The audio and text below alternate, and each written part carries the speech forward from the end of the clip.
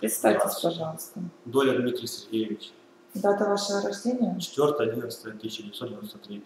А место рождения? Сарабежка, город Комсомольск. Сарабежский район, город Комсомольск. А где живете? Город Комсомольская, улица Там Калинина, же, 3. Угу. Какое у вас образование? Среднее. Где учились? На кого? Училище, следствие с правом рождения. Угу. С кем проживаете? С мамой. Угу. Где работали? АТБ, ну, мы там на стройке работали. И конечная фабрика АВК. Угу. А кем вы там? Оператор. Угу. То есть в строительной сфере есть какой-то опыт, да, у вас? Маленький. Маленький. Хорошо. Ограничения по состоянию здоровья есть? Нет, никаких. Водительские права? Да. Кредиты, финансовые обязательства? Нет, ничего такого. Алименты? Нет.